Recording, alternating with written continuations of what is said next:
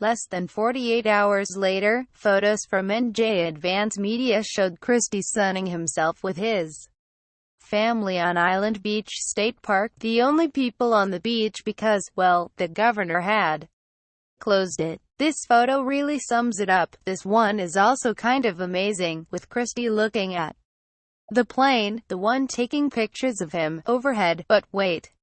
It gets worse. Way worse. Turns out that after those photos were taken on Sunday, Christie took the state helicopter to Trenton for a press conference. At it, he was asked about staying at the beach while the beaches were shut down. "I didn't get any sun today," Christie responded. When shown the pictures, a Christie spokesman, in what will be fast-tracked into the Spin Hall of Fame, responded, "He did not get any sun. He had a baseball hat on." The hat defense.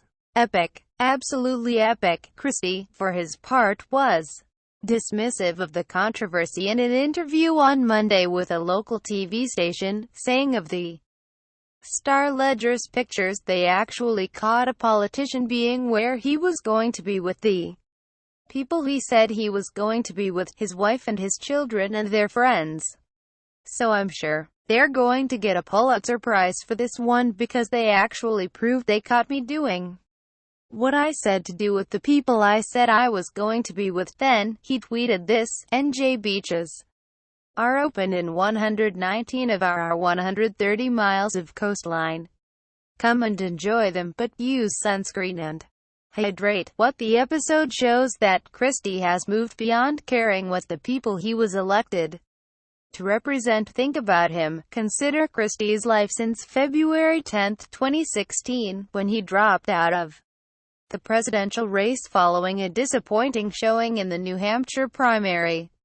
Just 16 days later, Christie endorses Donald Trump's campaign. He spent much of the rest of the campaign traveling around with Trump, to much ridicule, perhaps in hopes of winding up as the vice presidential pick or as a member of the cabinet.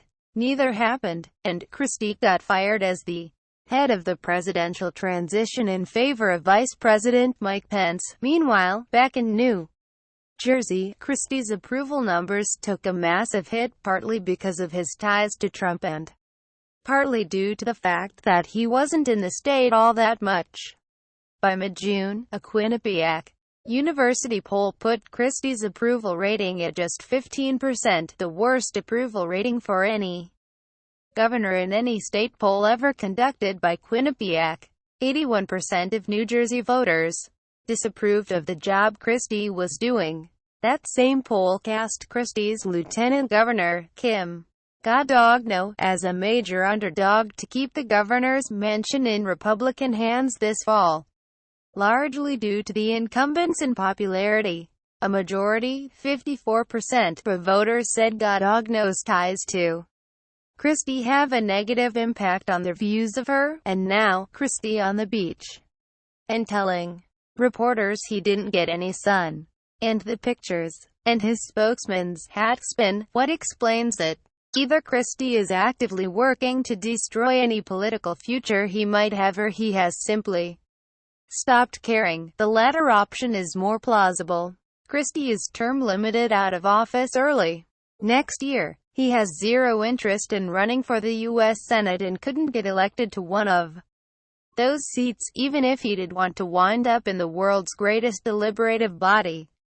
Christie's only option is to be a second-wave Trump administration appointee. He is regularly rumored as a chief of staff possibility if and when Reince Priebus leaves or is ushered out, and, if there's anyone out there who loves Christie sunbathing while the beaches are shut down, it's Trump.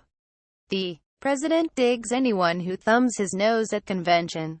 If you can feud with the press too, well, that's a double bonus in the eyes of Trump. When you see Christie on the beach, then, you see a man who has stopped caring. He knows he is done as a politician in New Jersey, and that his only possible future rests in the hands of a man who has built a political career on flouting convention.